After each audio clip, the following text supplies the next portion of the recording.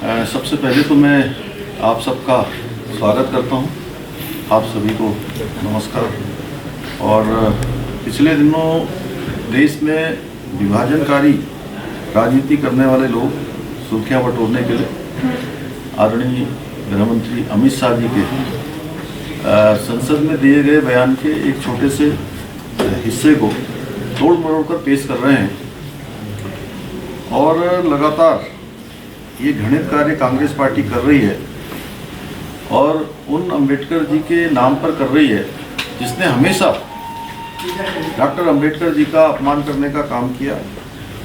हमारे देश को संविधान देने वाले बाबा साहब का जीवन हमेशा समानता पर आधारित भारत के निर्माण को समर्पित था, लेकिन उनके जीवन काल में और उसके बाद भी कांग्रेस ने कभी उनका सम्मान नहीं किया। जब बाबा साहब को संविधान सभा का सदस्य बनाया गया था तो नेहरू जी की सह पर कांग्रेस के कई नेताओं ने उनका जमकर विरोध किया।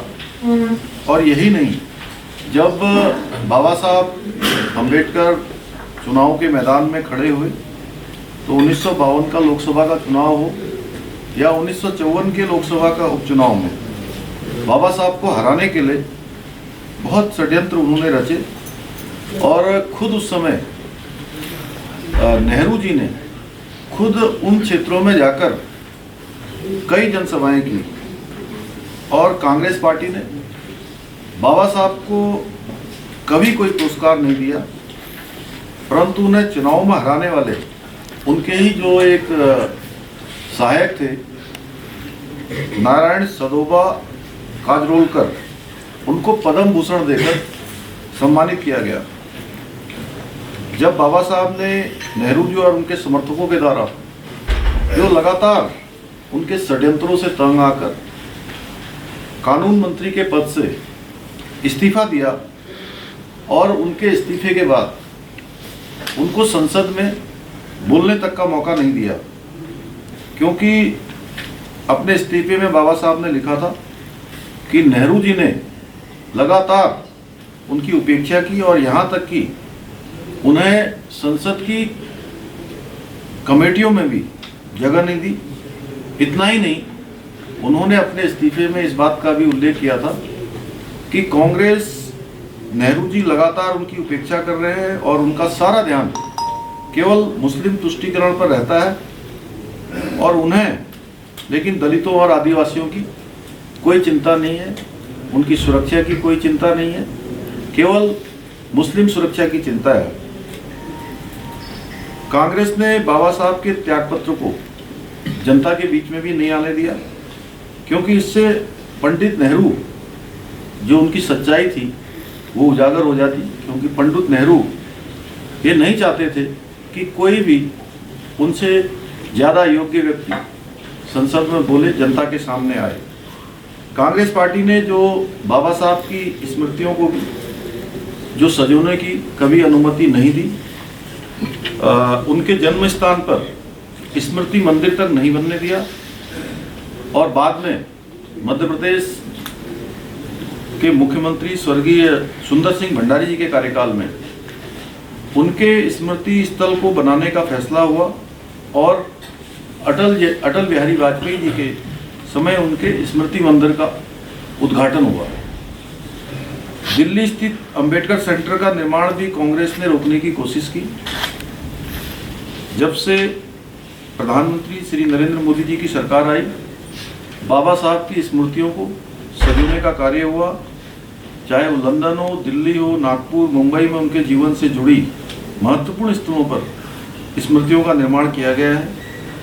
कांग्रेस पार्टी ने बाबा साहब की स्मृति बनाने के लिए कभी कोई कदम नहीं उठाया, बल्कि उसमें हमेशा रुकावट डालने का काम किया।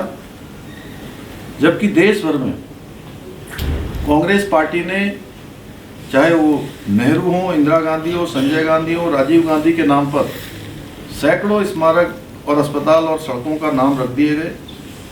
मित्रों, ये कांग्रेस पार्टी का पाखंड जनता के सामने लाना है। सच्चाई को उजागर कराना हमारा प्रथम कर्तव्य है और हम ये भी कहना चाहते हैं कि जिस प्रकार सरदार पटेल के बाद देश को एक ऐसे मजबूत गृह मंत्री मिले हैं, उनके और आदरणीय प्रधानमंत्री मोदी जी के नेतृत्व में आज देश के अंदर अनेक बड़े बड़े डिसीजन हो रहे हैं। कश्मीर के अंदर धारा 370 का समापन हुआ है और शांति और कानून का राज स्थापित हुआ है।